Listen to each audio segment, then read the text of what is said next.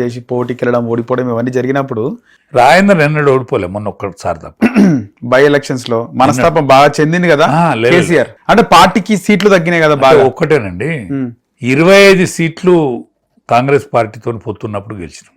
లే కొన్నిసార్లు by elections అయినాయి కదా. నేను చెప్పేది 25 సీట్లు కాంగ్రెస్ తో పొత్తులో గెలిచినాం.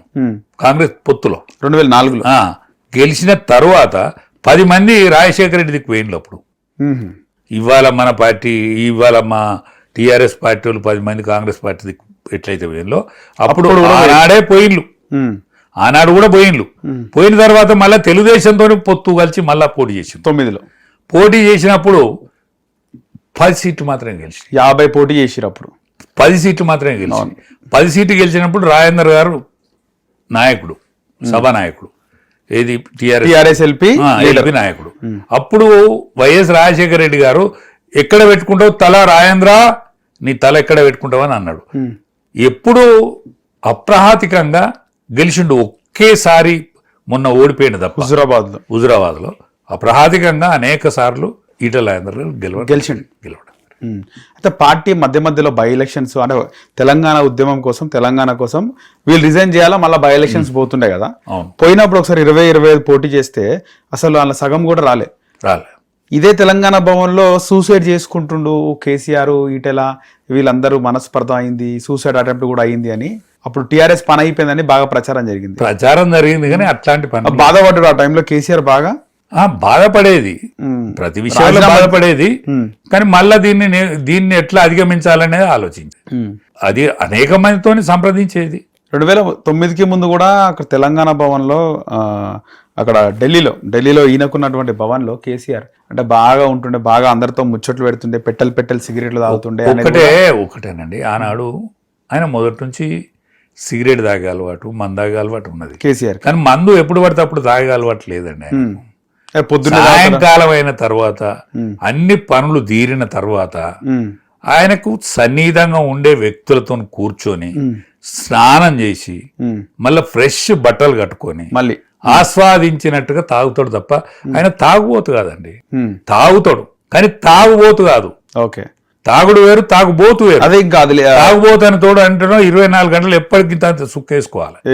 ఆయన మీద ఓర్వలేని వాళ్ళు వార్తలు చెప్తాను తప్ప నేను నిజం చెప్తాను. ఎందుకంటే ఆయనతో కలిసి మెదిలిలో 20 ఏళ్ళ ప్రయాణం చేసినోడిని నేను. నైట్ 12-1 గంట దాకా ఆయనతో కలిసి ఉన్నోడిని, ఆయనతో సన్నిహితంగా ఉన్నోడిని. కాబట్టి ఆయన మీద పేర్వదనాలు ఉన్నాయి తప్ప అపోహలు ఉన్నాయి. ఆయన బుక్కడ తింటాడు, ఒక పూటే తింటాడు, ఒక పూట తింటాడు అంతే. పొద్దునేం తినడా? పొద్దునే తినడు. ఆయన డైరెక్ట్ చాయ్ తాగుతాడు, పేపర్లు అన్ని చదువుతాడు. అవును, పేపర్లు అన్ని చదువుతాడు. ఉత్తరం కూడా చదువుతాడు. మనకు ఆపోజిట్ గా రాసిన ఉత్తరాన్ని కూడా చదువుతాడు. ఇప్పుడు నేను కేసీఆర్ కు వ్యతిరేకంగా మాట్లాడతాను, అది కూడా వింటాడు ఆయన. మొత్తం చూస్తాడు, ఇంకా మొత్తం వింటాడు ఆయన. ఏం చెప్తాడు రాజయ్య? వింటాడు ఆయన. అంటే ఎవరి లోపల ఏంటిది ఉన్నది అసలు చెప్పేదానిలో వాస్తవం ఏమున్నది ఇది కూడా వింటాడు. ఇంటర్వ్యూలు అన్ని చూస్తున్నాడు, ఇంటర్వ్యూస్ చూస్తాడు ఆయన. అంటే ప్రతి న్యూస్ ఆయనకు ఉండాలి. పోతే ఆయనే ఇప్పుడు బాగా డల్ అయిండు. మొన్న హరీష్ వాళ్ళ తల్లి చచ్చిపోయినప్పుడు నేను దూరాన్ని చూసా. అంటే ఒక విషయం తెలిసింది నాకు కూడా, కేసీఆర్ గారికి డయాలిసిస్ అవుతుంది, ఆరోగ్యం బాగాలేదు. డయాలిసిస్ దనక పోలేదు కానీ ఆయన ఈ మన షుగర్ కంట్రోల్ అయితే లేదు. కేసీఆర్ గారికి షుగర్ కంట్రోల్ అయితే లేదు. పోతే ఆయన కిడ్నీస్ కూడా కొంత దెబ్బతిన్నాయని, అదే అందుకే డయాలిసిస్ అవుతుంది. డయాలిసిస్ కాడికి అయితే పోలే ఇంకా. కానీ యూరినల్స్ ల మూత్రంలో ఆయనకు ఈ మనకు బలాన్ని ఇచ్చేటి అని పోతానే అని వింటాను. అది ఎంత కిడ్నీ సమస్య ఉంటే ఆ విధంగా ప్లేట్లెట్స్ అన్ని వెళ్ళిపోతా ఉంటాయి. కానీ మొత్తానికి అయితే హెల్త్ అయితే మంచిగా లేదండి మొన్న. ఎందుకంటే ఆయన చూస్తే దిగ్భ్రాంతి చెందిన అందరూ ఉండే చెదిరిపోయేంత తిరుపతి. సో ఒక రాజకీయ దిట్ట ఈ విధంగా కావడం అంటే ఒక పదవి పోవడము, ఆ తర్వాత జరిగిన కుటుంబ సమస్యలు ఇవన్నీ కూడా అసలు కేటీఆర్ ఒత్తిడి చేస్తుందంట, నన్ను అప్పుడే ముఖ్యమంత్రి చేయమని ఒత్తిడి చేసినట్ట మొన్న. ఏమో ఇప్పుడు ఒకటే, ఆయనే ఎన్నడూ కూడా కేటీఆర్ ముఖ్యమంత్రి అని అనలే. కేటీఆర్ చెప్పుకుండు అని చెప్పి కేటీఆర్ ముఖ్యమంత్రి కూడా అంటుండు. ఒకసారి ఏం జరిగిందంటే, అవునా నాకేం చాదన అయితే లేదా, నేను ఎందుకు ముఖ్యమంత్రిగా నేను అన్ఫిట్ అనిపిస్తాను మీకు, మీరు నాతో ఎవరు సవాల్ విసురుతారో విసిరండి, ఎవరు మాట్లాడతారో మాట్లాడండి, మీకు ఏమేం కావాలో నేను చెప్తా అని చెప్పిండు. ఛాలెంజ్ చేసిండు. ఓకే చేసిండు. ఇప్పుడు దగ్గర వాళ్ళు ఇంటర్నల్ గా అన్నప్పుడు ఆయన సవాల్ విసిరిండు అందరికి. ఎప్పుడు ఓడిపోయిన తర్వాత మళ్ళా సెకండ్ సారి ముఖ్యమంత్రి అయినప్పుడే కదా ఇవన్నీ వచ్చినాయి. అవునవును. అప్పుడు నేను పార్టీ నుంచో పదవి నుంచో ఇది తొలగిపోవాల్సిన అవసరం లేదు, నాకేం చేతనైతే లేదు అన్న, నేను అశక్తి ఉన్నా, మీరు ఎవరైనా సవాల్ విసిరండి అని ఛాలెంజ్ చేసిండు. ఆయన ఎప్పుడు కేటీఆర్ను ముఖ్యమంత్రిగా ఆయన ఒప్పుకోలేదు, కానీ కేటీఆర్ ఒత్తిడి మాత్రం ఉన్నదని బయటకు వచ్చింది. కేటీఆర్ ఒత్తిడి ఉన్నది, రెండోసారి ఉండే ఒత్తిడి, నేను కావాలి, నేను ఎప్పుడైతే అని ఉన్నది. కానీ ఆయనది కూడా పొరపాటే కదండి. ఆయన కుటుంబం రాదన్నాడు, బాల్ ఠాకరే ఉంటానన్నాడు, దళితుడిని ముఖ్యమంత్రి అన్నాడు.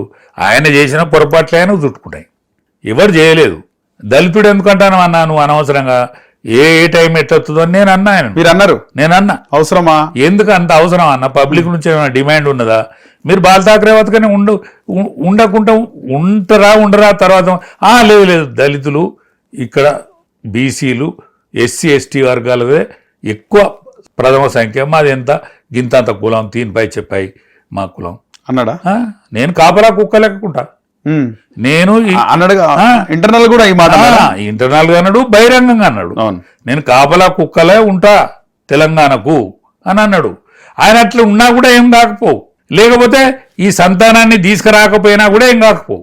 ఈ రెండిట్లో ఏదైనా మంచిగానే ఉండు. ఈ కొడుకు కూతుర్ని తీసుకురా, వాళ్ళని తీసుకొచ్చుడే నాశనం, పంచాయతీ ఉండకపోతుండే నాశనమే కాలమే వాళ్ళతోటి. లేకపోతే జ్యోతి బస్సు ఎన్ని రోజులైతే నేను అలసిపోతానని నాకు చేతన అయితే లేదు, నాకు నడుము నొప్పి వచ్చిందని ఊరుకున్నాడు జ్యోతి బస్సు. పశ్చిమ బెంగాల్ ముఖ్యమంత్రి నాకు నడుము నొప్పి వచ్చింది, నేను కుర్చీలో కూర్చోలేకపోతానా, నాతోని కాదు అనే రోజు వచ్చేదానికి ఆయన ముఖ్యమంత్రి ఉన్నాడు. ఈయన కూడా గట్టినే ఉండు. అరే ఆల్ ఇండియాలో తెలియకలోడు అండి, ఆల్ ఇండియాలో తెలియకలలో ఆయన ఒకటి తెలియక కేసీఆర్. అటువంటి కెపాసిటీ సంతానం మీద ఉన్న ధృతరాష్ట్రుడికి ఉన్నంత ప్రేమ, గుడ్డి ప్రేమ ఉండు, ఆ ప్రేమను జడగొట్టింది. ఇవాళ కుక్కలు చెప్పినిస్తారా, కొంగలు దొరికినా మడగా, ఇవాళ బిడ్డో దిక్కు, ఆయనకి చేత కాకుండా ఫామ్ హౌజులు ఉండు.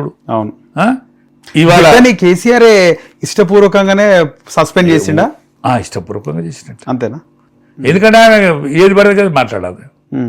ఇప్పుడు ఆయనే హరీష్ ఆనాడు ఇరిగేషన్ మంత్రిగా లేడు, ఇరిగేషన్ మంత్రిగా లేని టైంలో ముఖ్యమంత్రి ఇరిగేషన్ శాఖ చూసేది. దా కాలంలో జరిగిందని మా బాగా పైసలు తిన్నాడని. నువ్వు చట్టబద్ధత ఎందుకు చేసినావు? ఇప్పుడు ఎదుటోడు ముందట నువ్వు బోర్ల పడేసినట్టే కదా. ఇక అప్పుడు నిన్నేం చేయాలి? ఇప్పుడు హరీష్ నువ్వు అక్కడ ఢిల్లీలో జైలు ఉన్నప్పుడు, తిహార్ జైలు ఉన్నప్పుడు హరీష్ చాలాసార్లు వచ్చింది కదా. తిహార్ జైల్లో ఉన్నప్పుడు నువ్వు చాలాసార్లు హరీష్ వచ్చింది కదా. నువ్వు ఎందుకు వస్తానో దొంగవు నువ్వు అని అనకపోయినావు, అప్పుడే అనాలి కదా, నువ్వు దొంగవు నువ్వెందుకు వస్తాను.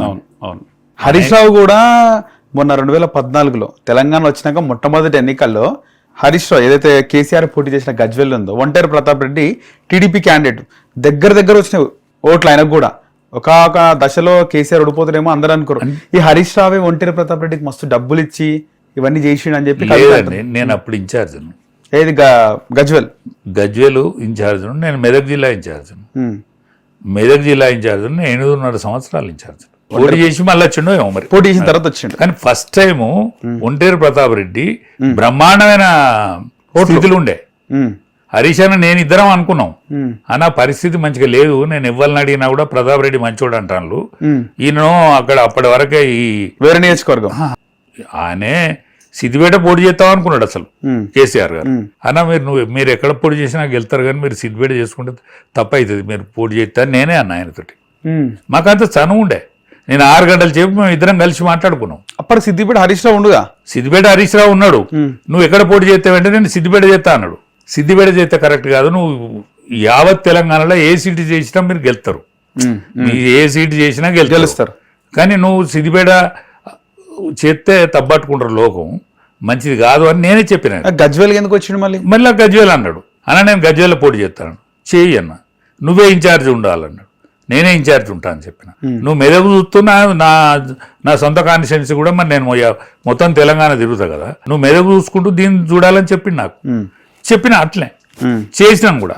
లాస్ట్కి హిట్ టీవీ యాప్ ఇందులో short news, live news, entertainment shows, movies, digital magazines తో పాటు మీ జిల్లా వార్తలను కూడా ఫ్రీగా చూడొచ్చు. ఇంకెందుకు ఆలస్యం, వెంటనే హిట్ టీవీ యాప్ ని డౌన్లోడ్ చేసుకుని ఫ్రీగా ఎంటర్టైన్మెంట్ పొందండి. Hit TV app. Hit TV app. Please download Hit TV app. Hit TV యాప్ని ఫ్రీగా డౌన్లోడ్ చేసుకొని ఎంజాయ్ చేయండి. మీకు నచ్చిన ఎంటర్టైన్మెంట్ కోసం హిట్ టీవీ యాప్ ని ఫ్రీగా డౌన్లోడ్ చేసుకుని ఎంజాయ్ చేయండి. హిట్ టీవీ యాప్ ని డౌన్లోడ్ చేసుకుని ఆస్వాదించండి, ఆశీర్వదించండి. ఇంతమంది సెలబ్రిటీలు హిట్ టీవీ యాప్ ని డౌన్లోడ్ చేసుకోండి అని చెప్తున్నారంటే ఎంత మంచి యాప్ ఆలోచించండి. అమెరికా అమెరికా అమెరికా అమెరికాలో చదవాలనుకునే వాళ్ళకి విశ్వసనీయమైన పేరు మన శౌర్య కన్సల్టెన్సీ. UK లో 1 year masters. UK లో 1 year masters. 2 years work permit up to 5 years visa. Contact Saurya Consultancy. Contact 89851 89851.